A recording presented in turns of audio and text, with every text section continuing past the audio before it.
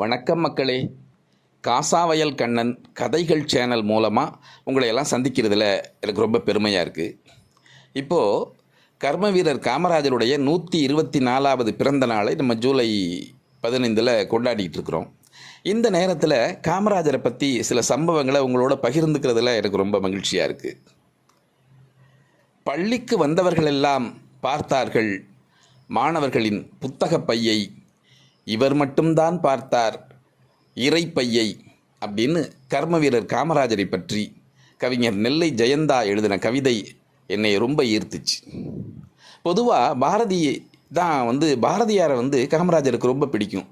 பாரதியார் கவிதைகளின் மீது அவ்வளோ ஈடுபாடு அவருக்கு. பிரயாணங்களின் போதெல்லாம் பாரதியார் கவிதைகளை படிச்சுக்கிட்டே இருப்பாராம் காமராஜர்.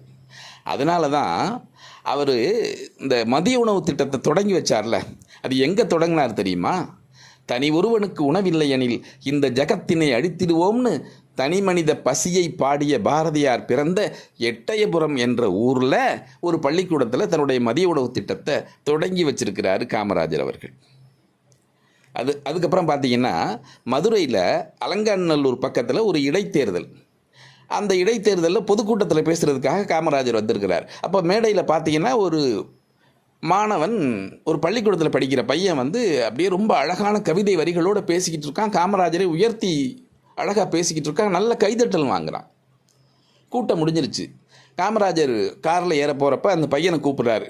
பாப்பா தம்பி அப்படின்னு கூப்பிட்றாரு. காரில் ஏறுன்னு சொல்கிறாரு. அந்த பையனுக்கு என்ன சந்தோஷம்னா, ஊர் மக்கள் பாராட்டினாலும் பரவாயில்ல, தலைவரே நம்மளை பாராட்ட போகிறாரேங்கிற சந்தோஷத்தில் அவன் ஏறி காருக்குள்ளே உட்காடுறான்.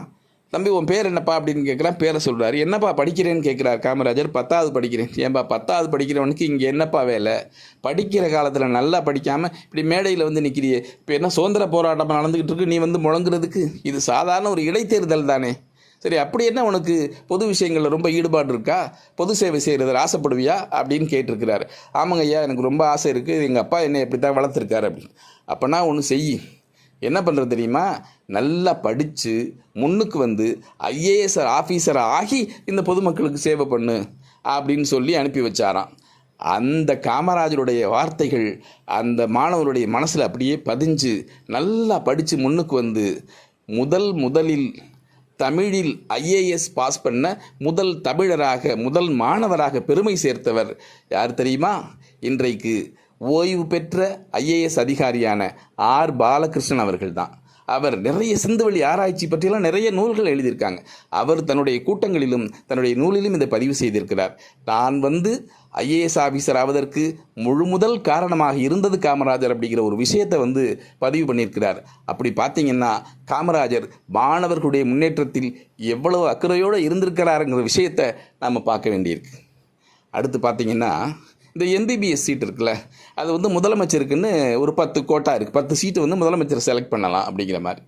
இந்த ஆஃபீஸர்ஸ் சில நிறைய அப்ளிகேஷன்ஸை கொண்டு காமராஜரோட டேபிளில் வைக்கிறாங்க.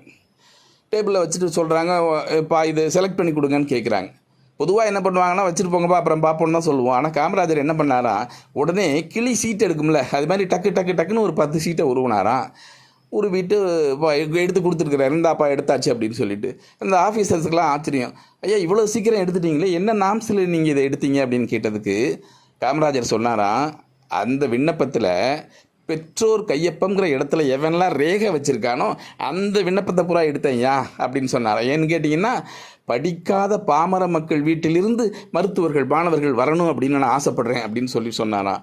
அந்த அளவுக்கு மக்களாட்சி நடத்தி தமிழ்நாட்டின் பொற்காலமாக ஒரு ஆட்சியை நடத்தி காட்டியவர் தான் காமராஜர் ஐயா அவர்கள்.